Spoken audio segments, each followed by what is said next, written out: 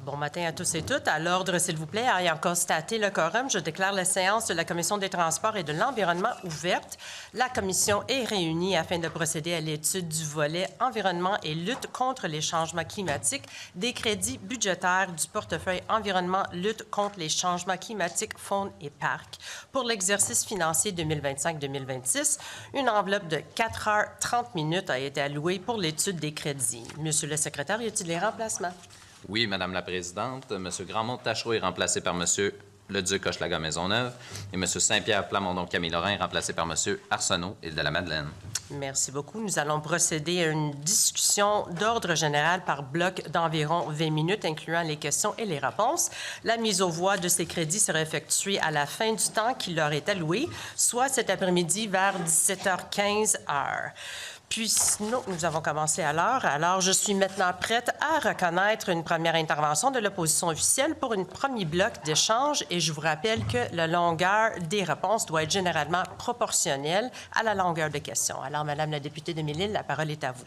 Merci, Madame la Présidente. Alors, bonjour à tous et bonjour au ministre. Ah, voilà, le ministre est là. Écoutez, je vais commencer avec un retour sur Stablex. Je voudrais refaire la ligne du temps. En 2018, Stablex a commencé à préparer la cellule 6, ou du moins le projet. En 2019, il y a eu un avis de projet. En 2020, l'entente avec la Ville de Blainville qui a ensuite été résiliée. En 2020, l'étude d'impact. Entre 2021 et 2022, beaucoup d'échanges avec le ministère. 2023, mandat donné au BAP. Et finalement, on sait aujourd'hui, Bayon en 2025, ouverture prévue 2027. Parce que semble-t-il que la capacité serait rendue à pleine, c'est ça, ça serait rendu à pleine capacité en 2027, alors qu'en 2023, on était plutôt en 2030. Donc, moi, Madame la Présidente, ce que j'aimerais montrer, c'est que le BAP est arrivé à peu près à mi-chemin, un peu plus que la mi-chemin du processus, que le ministre nous a dit que ça prenait 8 à 10 ans ouvrir une nouvelle cellule. Alors, ma question, c'est est-ce que le BAP arrive trop tard dans le processus? Est-ce qu'il était déjà trop tard? Puis, au moment, en 2023, de faire le mandat du BAP? Monsieur le ministre. Merci, Madame la Présidente. Tout d'abord, vous allez me permettre de saluer les collègues, les équipes qui sont avec nous ce matin. Et sans décevoir ou sans intention de décevoir la collègue à travers mes réponses, je serai plutôt bref. C'est un dossier qui est judiciarisé. Donc, vous allez me permettre d'être plus laconique au niveau des réponses. Dans le dossier Stablex, je vais me limiter à dire ceci. Ce ne sont jamais des décisions faciles, en ce sens que le ministère de l'Environnement a plusieurs mandats, plusieurs missions. Oui, la protection de l'environnement, comme on l'entend, protection de la biodiversité notamment, mais également la gestion des matières résiduelles. Et dans le cas de Stablex, c'est la seule entreprise qui nous permet de remplir un de nos mandats, c'est-à-dire la gestion des matières dangereuses. D'un point de vue, en fait, dans un monde idéal, si on n'avait pas à gérer des déchets, on n'aurait pas eu à prendre une décision de cette nature-là. Mais c'est une décision qui est parfaitement assumée. J'invite la collègue et les collègues à lire les 2 jugements qui sont intervenus au cours des dernières semaines. Et ces 2 jugements sont très éloquents sur la preuve qui a été faite et sur le risque réel qui était posé au niveau d'une rupture de service. Donc, ces 2 jugements servent de réponse aujourd'hui. Je vais me limiter à ces propos. Allez-y, Madame. Je vais poser une question plus simple. Une cellule, est-ce que ça prend entre 8 et 10 ans à se mettre en place du début à la fin du projet? Ça dépend parce qu'il n'y a pas juste la cellule, et c'est là où il y a eu peut-être une certaine confusion au cours des dernières semaines. Si jamais on avait eu à retenir un nouveau site complètement extérieur de celui existant, il faut aussi parler d'une infrastructure d'accueil, il faut parler d'une infrastructure de stabilisation. Donc, ce n'est pas que la cellule dans le cas d'un tout nouveau projet. Oui, merci. Ça aurait été d'évaluer un projet nouveau avec des impacts beaucoup plus grands que le seul ajout d'une nouvelle cellule. Merci. Je vais juste rappeler que vous avez dit que ça prenait entre 8 et 10 ans. Et donc, c'était pourquoi on ne pouvait pas changer de site à ce stade-ci. Donc, lorsque le BAP arrive en 2023, il est déjà trop tard pour une ouverture en 2027. La ligne du temps le démontre. Et là, je vais vous amener ailleurs. Saint-Thomas. il y a un projet actuellement d'enfouissement, d'agrandissement du lieu d'enfouissement projeté. Et le projet a été déposé. Ils nous disent déjà qu'ils vont être à pleine capacité en 2032, mais il n'y aura pas de BAP, du moins avant 2 ou 3 ans. Est-ce qu'on se retrouve? Est-ce qu'on s'en va dans la même direction? C'est très, très difficile d'établir des parallèles étant donné qu'on ne parle pas du même type de matière. On a une loi, une réglementation qui sont très claires, qui balisent le parcours à suivre pour des autorisations. Et depuis que nous sommes, comme gouvernement, responsable de ces dossiers-là. Il y a eu plusieurs agrandissements de lieux d'enfouissement technique. Il y a eu quelques BAP aussi s'y afférents. Donc, c'est une démarche qui est bien balisée. Les promoteurs la connaissent. Les promoteurs, généralement, prennent les dispositions nécessaires là, pour arriver dans la séquence qui est nécessaire.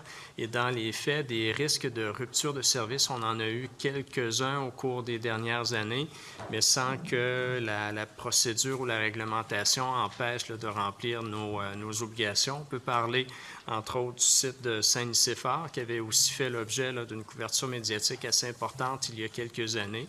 Au final, on a pu tout faire atterrir sans compromettre cette chaîne de services qui demeure un service essentiel, bien qu'impopulaire aux yeux de certains citoyens. On doit gérer toute cette matière. Merci, Madame la députée.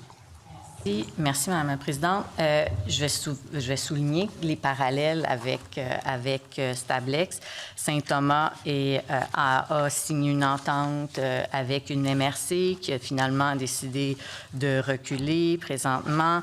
C'est un projet qui se retrouverait dans ce cas-ci à quelques mètres des résidences et on est aussi dans une tourbière, la tourbière de Lanoret. On nous dit déjà que les débuts des opérations doivent se faire en 2032, qu'ils doivent commencer à préparer le site en 2029. On est déjà en 2025. Il n'y a pas de BAP de commencer. On semble s'en aller exactement dans la même direction que Stablex avec un baillon éventuellement. Vous allez me permettre d'être en désaccord à ce niveau-là. Pour ce qui est des lieux d'enfouissement techniques traditionnels, nous avons plusieurs alternatives, ce qui n'était pas le cas avec Stablex. C'est un site qui était ultra spécialisé. Donc là, ça arrête tout parallèle possible. Et comme je le mentionnais, pour l'opération des lieux d'enfouissement technique, autant les autorisations pour le développement d'un nouveau site que pour un agrandissement éventuel, la procédure, elle est bien établie et cette procédure-là n'a jamais empêché le ministère là, de remplir ses obligations et de pouvoir assurer les services auxquels la population a droit.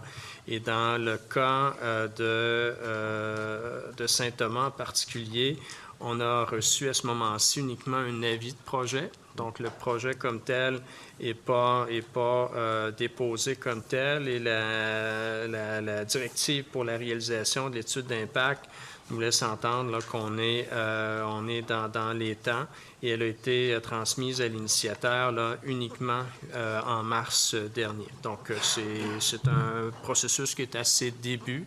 Au promoteur à justifier son projet. Par la suite, ce sera traité en fonction des informations à notre disposition. Combien de temps ça prend une étude d'impact de ce type-là?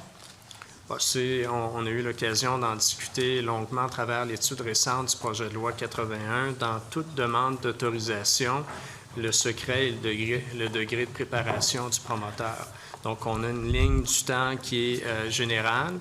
D'ailleurs, le projet de loi 81 nous aidera à raccourcir ces délais-là, mais c'est le promoteur qui... Mais dans le cas de Stablex, ça a pris 2 ans. Est-ce qu'on peut penser que ça prend au moins 1 an et demi, ce genre de projet-là? La procédure d'évaluation? Non, les échanges, l'avis de projet, l'étude d'impact, les échanges avec le ministère. La procédure d'évaluation comme telle, elle est bien balisée dans le temps.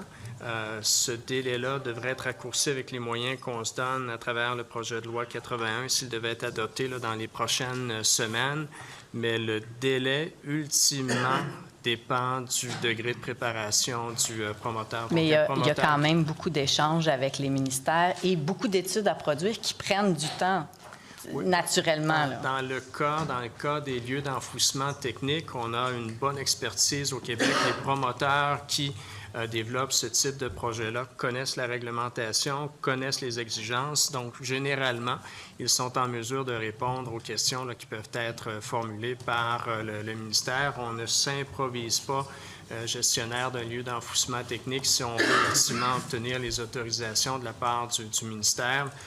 Donc, c'est des projets qui peuvent aller quand même assez rapidement selon l'échelle du temps là, qui est déterminée par Mais quelle est l'étude d'impact et les échanges, cette procédure-là qui a été le plus court dans les dernières années? Du ministère, là, ça nécessiterait une petite recherche. Je pourrais vous revenir un petit peu plus tard parce qu'on reçoit plusieurs milliers de demandes d'autorisation par année. Oui, on parle de sites d'enfouissement, ça, il n'y en a pas des milliers par année, Monsieur le ministre. On pourra vous revenir ultérieurement. C'est une demande plutôt spécifique, mais sinon, c'est une réglementation là, qui a été bien éprouvée là, au fil des dernières années.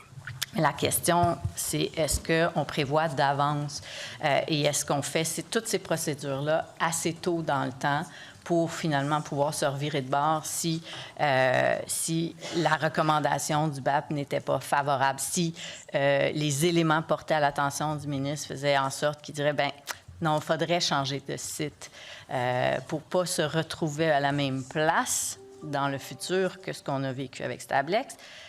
Il y aurait peut-être lieu de commencer ces démarches-là plus tôt, même si on accélère la démarche de l'étude et les échanges avec le ministère, ça reste qu'il y a quand même plusieurs années d'impliqués dans un tel processus. Peut-être deux petits rappels qui sont pertinents de faire. Je le mentionnais. Stablex, c'est un cas à part compte tenu de sa spécialisation. On n'a pas d'alternative, on n'a pas d'autres entreprises qui se sont spécialisées dans ce type de service-là. Pour ce qui est des lieux d'enfouissement technique dits davantage traditionnels, nous en avons plusieurs, ce qui fait qu'on ne se retrouve pas devant un risque semblable de rupture de service parce qu'on n'a pas d'autres alternatives. Donc, c'est deux situations complètement différentes que l'on peut difficilement mettre en parallèle. Sinon, pour faire l'étude d'impact, on est, je le mentionnais, là, selon le degré de préparation du promoteur, on est dans des délais d'une année, sinon deux, selon la nature du projet et le degré de préparation là, du promoteur. Je vais en parler plus tard, mais les sites d'enfouissement technique, la majorité sont presque à pleine capacité. Mais je vais revenir sur les matières dangereuses parce qu'il y a un autre site qui est celui qu'on peut voir dans les réponses que votre ministère nous a remises, qui arrive à qui arrive à échéance dans 1 an. Le site d'ArcelorMittal en Montérégie, à Contrecoeur. À 1 an d'échéance? La réponse va être semblable. Les promoteurs sont au fait de leurs obligations. Et de surcroît, ArcelorMittal est une entreprise là, qui est, bien au fait de notre réglementation. Je ne la qualifie pas de mauvais élève. Au contraire, c'est un de nos grands joueurs du secteur industriel là, qui est non seulement bien au fait, mais soucieux de respecter notre réglementation. Donc, il n'y a pas de signaux alarmants à ce moment-ci, comme quoi on serait en défaut là, de respecter la réglementation ou hors délai pour obtenir les autorisations. Est-ce que c'est réaliste en 1 an d'avoir fait tout le processus pour obtenir... On ne part pas